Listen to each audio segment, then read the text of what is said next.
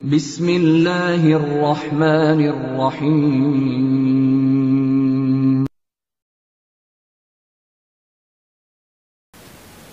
بسم اللہ الرحمن الرحیم۔ یہ جو امتحان اللہ تبارک و تعالیٰ کی طرف سے آیا ہوا ہے، یہ طاعون، یہ وبا جس کو کورونا وائرس کا نام دیا گیا ہے، تو ہمارے مختلف دوست احباب ہیں اور مسلمان ہمارے جتنے بھی ساتھی ہیں، سب یہ چاہتے ہیں کہ وہ ایسے اعمال اختیار کرے، ایسے کام اختیار کرے کہ جس سے ان سے یہ بیماری ٹل جائے، وہ حفاظت میں رہے اور اللہ تبارک و تعالی ہم سب سے راضی ہو جائے۔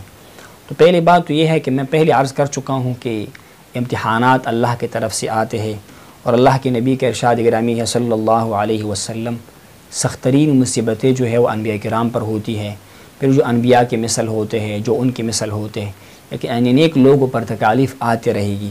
اور اللہ کے نبی نے ارشاد فرمایا کہ مصیبت اور بیماری انسان کے لیے، مسلمان کے لیے کتنا بہترین عمل ہے۔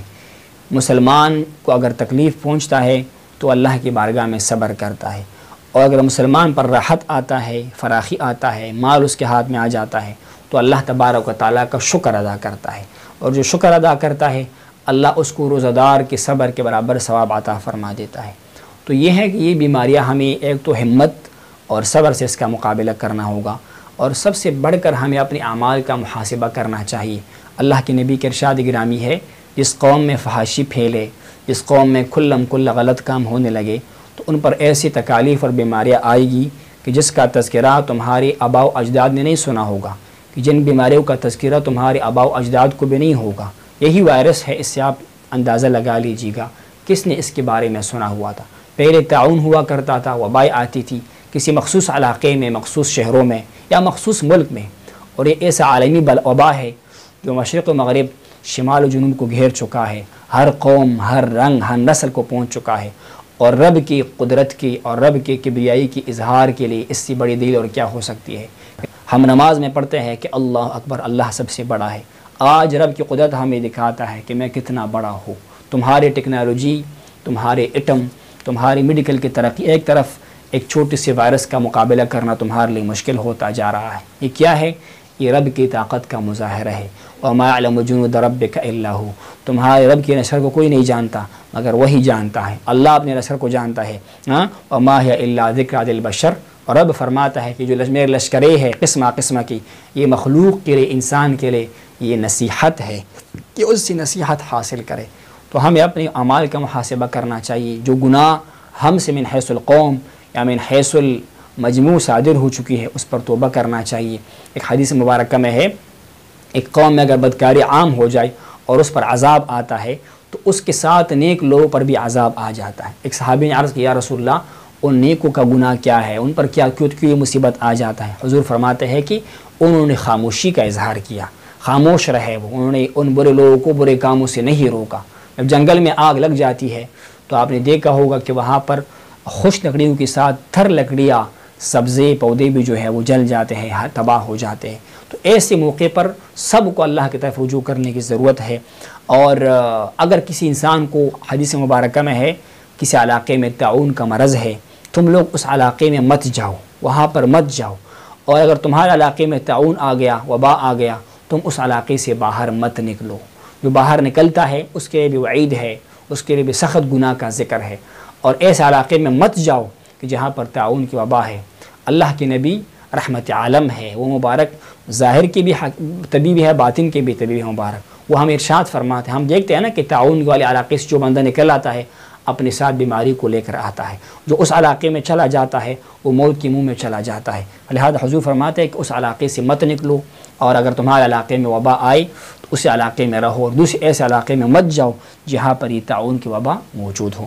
حضور نے ارشاد فرمایا کہ جو بندہ مطعون ہو، والمطعون شہید، جو بندہ طاعون کے مرض میں وفات پائے تو اللہ کے بارگاہ میں شہید شمار ہوگا، لیکن اس کے لیے شرط کیا ہے؟ حضور نے فرمایا کہ جس علاقے میں وبا آئے طاعون کا، اور وہاں مسلمان استقامت سے رہے، حوصلے سے رہے، اور اس گمان سے رہے کہ یہ تکلیف اور یہ بیماری اللہ تبارک و تعالیٰ کی طرف سے ہے، مجھے کچھ ہوگا بھی تو اللہ کی اذن و مشیت سے ہوگا، اس پر راضی رہے، صبر کرتا رہے، اور اس کو موت آئے تو رب اس کو شہادت کا موت کا ثواب جو ہے وہ شہادت کے موت کا ثواب جو ہے وہ عطا فرمائے گا۔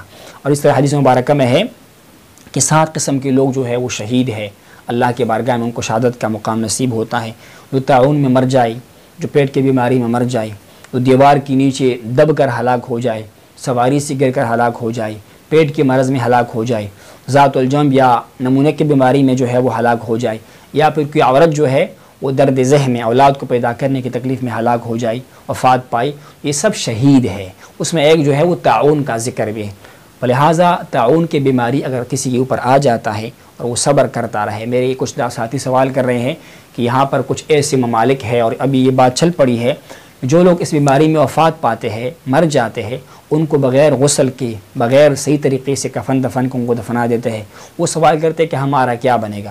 تو ظاہر بات ہے ایک فقہی سوال ہے، اس کا مختصر جواب میں یہ دوں گا کہ پہلے تو کوشش کرنی چاہیے شرعی طریقے کے مطابق غسل و کفن و دفن کا انتظام کیا جائے، لیکن خدا نخواستہ اگر کسی بندے کو یہ موقع نہیں ملتا حکومت کی وجہ سے یا انتظامیہ کی وجہ سے، اور وہ بندہ طاعون کی بیماری میں وفات پا چکا ہو، تو شہادت کی موت مر چکا ہے، وفات پا چکا ہے، اس کو غسل دیا گیا نہیں دیا گیا، اللہ کے ہاں وہ بری الذمہ ہے، وہ گناہوں سے پاک ہو گیا، ان کے لیے سفر آخرت آسان ہو گیا۔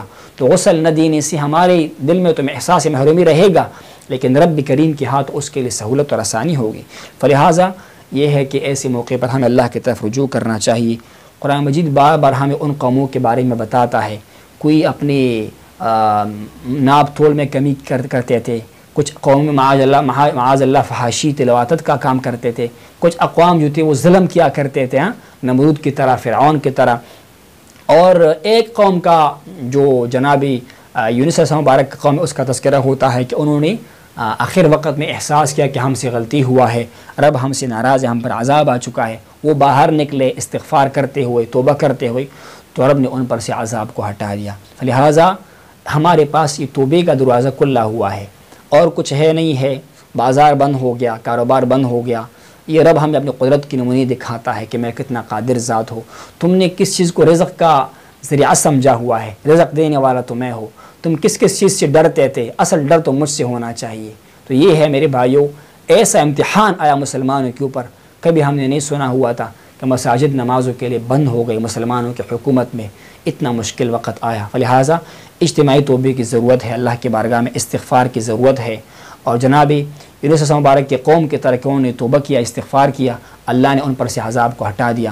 تو ہم مسلمان ہیں، ہم اللہ کی بارگاہ میں کیوں نہ توبہ کریں؟ اللہ کے نبی نے ارشاد فرمایا، اللہ تعالیٰ توبہ کرنے سے اتنا خوش ہوتا ہے جتنا کسی بندے سے کوئی سواری گم ہو جائے اور وہ مایوس ہو کر لیٹ جائے جنگل کے اندر، اس کے آنکھیں کھل جائے، اپنے سواری کو اپنے پاس پاتا ہے، بہت خوش ہوتا ہے انسان۔ تو رب کریم اس سے بھی زیادہ اپنے گناہ گار بندے کی توبہ کرنے پر، رجوع کرنے پر خوش ہوتا ہے۔ تو اللہ ہمیں توفیق نصیب فرمائے کہ ہم توبہ کریں، ہم اس کی بارگاہ میں رجوع کریں۔ تو ہمیں کیا کرنا چاہیے؟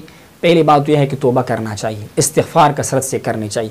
نمبر 2، صدقہ و خیرات۔ حدیث مبارکہ میں ہے ان صدقہ لتدفع غضب الرب وتدفع میتۃ السوء۔ صدقہ کرنا، خیرات کرنا، نیک اللہ کے راستے میں خرچ کرنا، یہ رب کی غضب کو ٹھنڈا کر دیتا ہے، رب کے غصے کو ٹھنڈا کر دیتا ہے، اور برے موت کو ٹھال دیتا ہے۔ یہ موت بہت برا موت ہے، یہ جو وائرس کی شکل میں موت آتا ہے بہت خطرناک موت ہے۔ کوئی آپ کو چھو نہیں سکتا، آپ کو غسل نہیں دے سکتا، آپ کے قریب آتے بیمار ہو جاتا ہے۔ تو یہ ہے کہ صدقہ و خیرات، خاص طور پر زکوٰۃ جو ہمارے اوپر فرض ہے، اور اس کے بعد جو باقی صدقہ و خیرات ہے، ایسے مسلمان ہمارے پاس گھروں کے قریب ہوتے ہیں کہ جن کا یومیہ کی بنیاد پر خرچہ ہوتا ہے، وہ دن کو نکلتے ہیں، پورا دن کماتے ہیں، رات کو کھانا لا کر بچوں کو کھلاتے ہیں، ان کا مدد کرنا، ان کے ساتھ تعاون کرنا۔ اس کے علاوہ باوضو رہنا، وضو کامل کے ساتھ جو بندہ رہتا ہے اللہ اس کو بیماریوں سے پاک رکھتا ہے۔ اسلام ہمارا خوبصورت دین ہے، ہمارے وضو کا طریقہ اتنا خوبصورت طریقہ ہے کہ کوئی بھی غیر مسلم اس کو دیکھ کر حیران ہو جاتا ہے۔ 3 دفعہ ہاتھ دھونا ہے، کلی کرنا ہے، ناک کو دھونا ہے، چہرے کو، پھر ہاتھوں کو، اس کے بعد آخر میں پاؤں کو دھونا ہے، اور اگر آپ 5 وقت کی نماز کے وضو کریں گے تو 5 دفعہ آپ کو وضو کرنا پڑے گا، جراثیم کا سوال ہی پیدا نہیں ہوتا ہے۔ لہٰذا کامل وضو کے ساتھ وضو کرنا، کثرت کے ساتھ نماز پڑھنا۔ قرآن کا ارشاد ہے کہ اللہ کے بارگاہ میں صبر سے کام لے لو اور نماز سے کام لے لو۔ تو اللہ ہمیں توفیق عطا فرمائی کہ ہم ان اعمال پر جو ہے پابندی کریں۔ اسی طرح جو صبح شام کے اذکار ہے اللہ کے نبی سے مروی ہے، ان کو بکثرت کرنی چاہیے۔ صبح کے اذکار ہے، رات کی اذکار ہے، شام کے اذکار ہے، بسم اللہ الذی لا یضر مع اسمہ شیء فی الارض ولا فی السماء وهو السمیع العلیم 3 مرتبہ یہ پڑھنی چاہیے. اعوذ بکلمات اللہ التامات کلها من شر ما خلق 3 مرتبہ یہ پڑھنی چاہیے. اور اللہ کی بارگاہ سے عافیت کا سوال کرنا چاہیے. صلی اللہ العافیہ، اللہ کے نبی نے ارشاد فرمایا اللہ کی بارگاہ سے عافیت طلب کرو کہ اللہ عافیت طلب کرنے سے خوش ہوتا ہے. تو ہمیں عافیت کے طلب کرنا چاہیے اللہ تبارک و تعالیٰ کو راضی کرنے کے لیے، اور اللہ تبارک و تعالیٰ سے سلامتی کی دعا ہمیں کرنی چاہیے. اور اس کے علاوہ جو ہے میں نے عرض کیا کہ نماز کی پابندی ہے اور نماز استغفار پڑھنا چاہیے.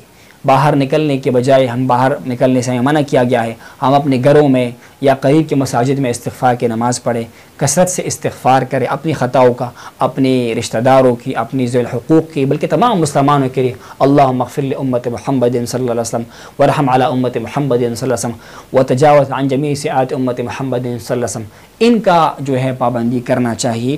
اور جو بہترین اعمال ہے، اللہ کے نبی نے فرمایا کہ سورہ فاتحہ کے اندر ہر بیماری کے لیے شفا ہے، سورہ فاتحہ کا ورد کرنا چاہیے. اس کے علاوہ جو معوذتین ہے سورہ فلق اور سورہ ناس، یہ جامع صورتیں ہیں ہر قسم کے ظاہری باطنی بیماریوں کے لیے، بلاؤں کے لیے. اس کو کم از کم 3 مرتبہ صبح شام پڑھنے چاہیے. اس کے علاوہ عافیت کی دعا میں نے پہلے عرض کیا، اس کے لیے ایک دعا یہ بھی ہے کہ اللہم عافنی فی بدنی، اللہم عافنی فی سمعی، اللہم عافنی فی بصری، لا الہ الا انت 3 مرتبہ صبح اور 3 مرتبہ شام کو پڑھنا چاہیے. ہو سکے اپنے ہاتھوں پر یہ اعمال پڑھ کر نا پھونک آ جائے، پھر اپنے ہاتھوں کو پورے جسم پر جو ہے وہ مل لیا جائے. اور اس کے علاوہ جو ہے درود مبارکہ، خصوصاً درود ناریہ جو مجرب ہے مشائخ کے ہاں، جناب سیدنا مبارک رحمہ اللہ کا معمول بھی ہوا کرتا تھا، آپ لوگوں کو تعلیم بھی فرمایا کرتے تھے. درود ناریہ کی شکل میں مصیبتوں کو ٹالنے کے، بلاؤں کو ٹالنے کے لیے بہترین عمل ہے. اور اسی طرح سورہ قدر جو ہے، سورہ انا انزلناہ فی لیلۃ القدر، او بکثرت پڑھنی چاہیے. آپ جب بھی کھانا کھائے، پانی پی لے، تو آپ 1 مرتبہ الحمد شریف پڑھے اور 1 مرتبہ سورہ قدر پڑھے، اور اس کے بعد اس پر پھونک مارے وضو کی حالت میں. اس کے بعد وہ پانی پی لے، وہ چائے پی لے، وہ کھانا کھائے، انشاءاللہ اس سے بھی شفا اور سلامتی جو ہے وہ ہوگی. اور ہمارے اسلاف میں، بزرگوں میں، جناب سیدنا مجدد صاحب مبارک رحمہ اللہ، امام ربانی صاحب مبارک کے 3 صاحبزادیہ کے بعد دیگرے وہ طاعون کی بیماری میں شہید ہو گئے. اتنی بڑے بڑے لوگوں پر یہ بیماری آئی ہے، صحابہ کرام اس بیماری کے اندر شہید ہو گئے ہیں.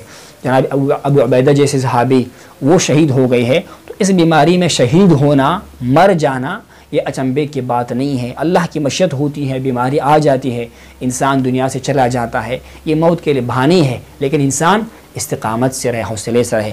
تو میں عرض یہ کر رہا تھا کہ خواجہ محمد صادق رحمہ اللہ مجلس مبارک کا صاحبزادہ ہے، اور کم عمری میں ہی مبارک کی بہت بڑی شان تھی، بڑا عالم بن چکا تھا، بہت متقی تھا، اس کے حالات کرامات صادر ہو رہے تھے. وہ مبارک طاعون کی بیماری سے بیمار ہو گیا. جب وفات کا وقت آیا تو انہوں نے ارشاد فرمایا کہ جو شخص اس طاعون کی بیماری میں میرے نام کو لکھے گا، اپنے پاس رکھے گا، تو اللہ تبارک و تعالیٰ اس کو طاعون کی مرض سے نجات نصیب فرمائے گا اور اس کو شفا نصیب ہوگی. اور یہ مجرب ہے، صاحب روضۃ القیوم نے لکھا ہوا ہے کہ ہم نے تجربہ کیا، جب بھی طاعون کی وبا آئی ہم نے جناب خواجہ محمد صادق کے نام کو لکھ کر اپنے پاس رکھا، اللہ نے لوگوں کو اس وبا سے، بلا سے جو ہے وہ نجات نصیب فرمائی. تو اس کا نام لکھنا چاہیے، خواجہ محمد صادق رحمہ اللہ ابن امام ربانی احمد سہندی رحمہ اللہ، اس کا نام جو ہے وہ لکھ کر اپنے پاس رکھا جائے. تو انشاءاللہ العزیز ہمارا عقیدہ ہے اللہ کی کرم سے، عطا سے اور ان بزرگوں کے توفیل سے اس بیماری سے اللہ تعالیٰ انسانوں کو نجات نصیب فرمائے گا. اللہ تبارک و تعالیٰ ہمیں صدق دل سے توبہ کرنے کی توفیق نصیب فرمائے، ہمیں اپنی خطاؤں پر ندامت کی توفیق نصیب فرمائے، اپنے رحم کا معاملہ فرمائے، اور اللہ تبارک و تعالیٰ اپنے حبیب کے صدقے سے اس گناہگار امت پر سے اس مصیبت کو ہٹائے اور رحم و عافیت کا معاملہ فرمائے. والسلام علینا وعلی عباد اللہ الصالحین برحمتک اللہم یا ارحم الراحمین.